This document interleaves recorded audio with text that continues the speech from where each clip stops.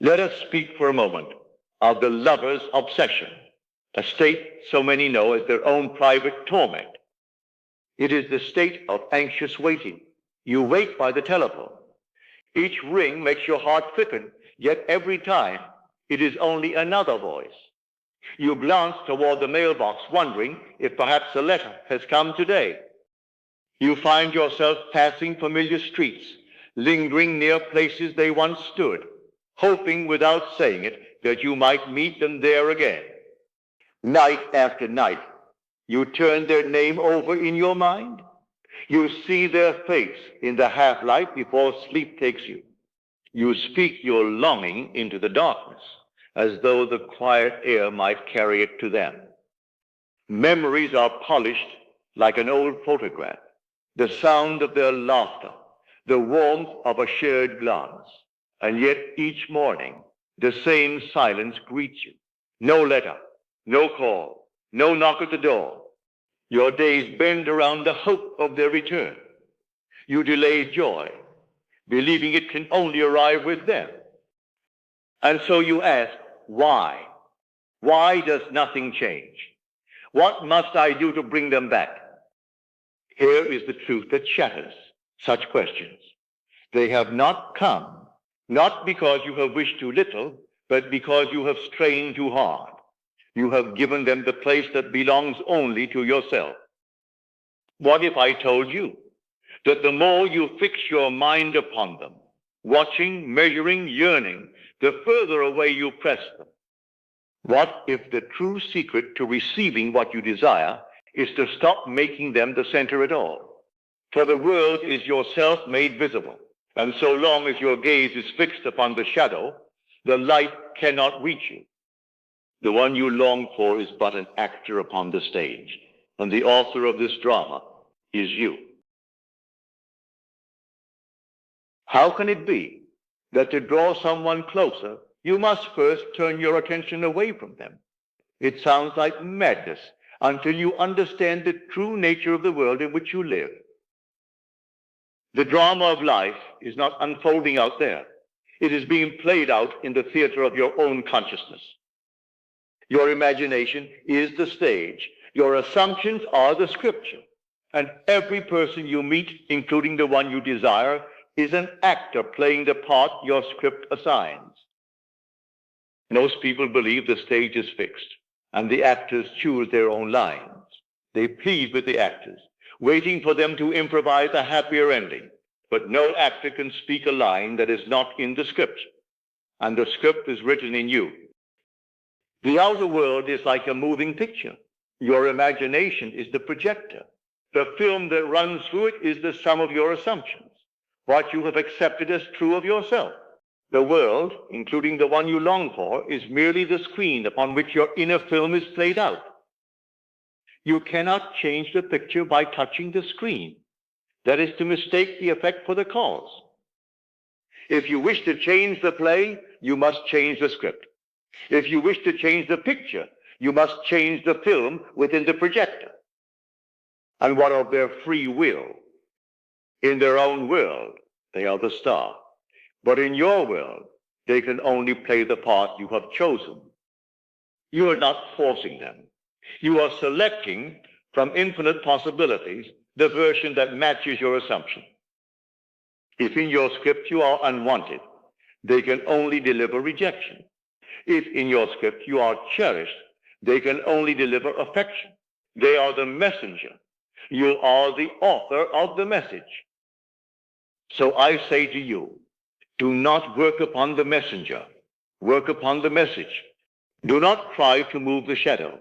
Change the light, and the shadow will follow. The work is never on them. It has always been on you. Now that you understand, the work is not upon them, but upon you, let me give you the means to do it. First, step back from anxious watching and the restless search for signs. Let the telephone rest in its cradle. Let the postman pass without expectation. This is not denying desire. It is refusing to feed the old story with your attention. When evening comes and the day's duties are finished, Find a quiet place where you will not be disturbed. Close your eyes and breathe until your body is at rest, but your mind is awake. This is the threshold when the inner world becomes vivid. Here is the most important point. Do not picture them hurrying to you or offering apologies. That is still working upon the shadow. Instead, put on the feeling of being the one who is already loved, already chosen, already secure. You may begin with a simple imaginal scene. Perhaps you sit beside a fireside and a dear friend says, "I have never seen you so happy." Perhaps you feel the weight of a ring upon your finger or the warmth of a hand quietly slipping into yours. What matters is not the picture in detail, but the feeling it carries, the quiet sense that is already yours. If pictures are difficult, use an inner conversation. Hear someone you trust saying, "I'm glad you found the one." Or hear your own voice answering, "Yes, I have never felt so cherished." Let it be gentle and natural, as though recalling a memory. Or use the art of hearing.